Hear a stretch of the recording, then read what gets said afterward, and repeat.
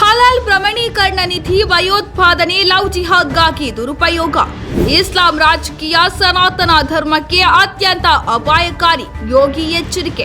ಹಲಾಲ್ ಮತ್ತು ಇಸ್ಲಾಂ ರಾಜಕೀಯದ ವಿರುದ್ಧ ಯೋಗಿ ಆದಿತ್ಯನಾಥ್ ಮಹಾಯುದ್ಧ.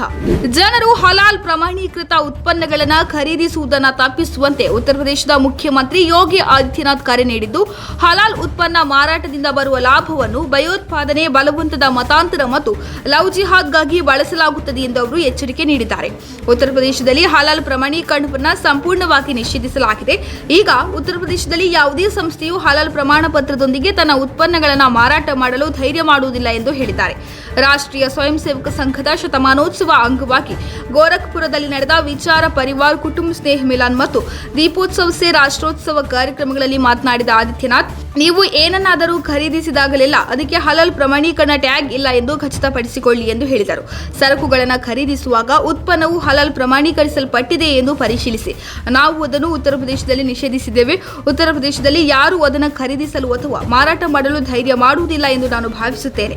ಆದರೆ ಸೋಪ್ ಮತ್ತು ಬೆಂಕಿ ಕಡ್ಡಿಗಳು, ಬಟ್ಟೆಗಳು ಸಹ ಹಲಾಲ್ ಹೆಸರಲ್ಲಿ ಮಾರಾಟ ಮಾಡಲಾಗುತ್ತಿತ್ತು ಎಂದರೆ ನೀವು ಆಶ್ಚರ್ಯಚಕಿತರಾಗುವಿರಿ.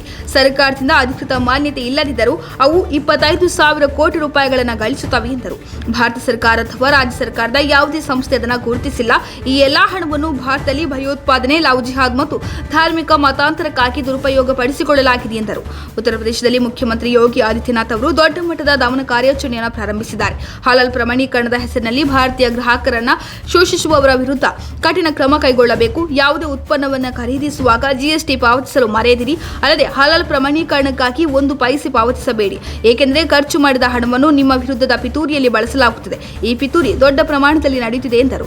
ನಮ್ಮ ದೇಶದಲ್ಲಿ ಬ್ರಿಟಿಷ್ ಆಡಳಿತದ ವಿರುದ್ಧ ಹೋರಾಡುವ ಬಗ್ಗೆ ಚರ್ಚೆ ನಡೆಯುತ್ತಿತ್ತು, ಆದರೆ ಇಸ್ಲಾಂ ರಾಜಕೀಯ ಬಗ್ಗೆ ಚರ್ಚಿಸಲಾಗಿಲ್ಲ ಎಂದು ಮುಖ್ಯಮಂತ್ರಿ ಯೋಗಿ ಆದಿತ್ಯನಾಥ್ ಹೇಳಿದ್ದಾರೆ. ಇಸ್ಲಾಂ ರಾಜಕೀಯ ನಮ್ಮ ನಂಬಿಕೆಯನ್ನು ದುರ್ಬಲಗೊಳಿಸಿದೆ. ನಮ್ಮ ಪೂರ್ವಜರು ಬ್ರಿಟಿಷ್ ಮತ್ತು ಫ್ರೆಂಚ್ ವಸಾಹತುಶಾಹಿಯ ವಿರುದ್ಧ ಹೋರಾಡಿದ್ದಲ್ಲದೆ ಇಸ್ಲಾಂ ರಾಜಕೀಯ ವಿರುದ್ಧವೂ ಹೋರಾಡಿದ್ದರು. ವೀರ ಶಿವಾಜಿ ಮತ್ತು ಮಹಾರಾಣಾ ಪ್ರತಾಪ್ ಅವರ ಹೆಸರುಗಳು ಈ ವಿಷಯದಲ್ಲಿ ಗಮನಾರ್ಹವಾಗಿವೆ ಎಂದರು.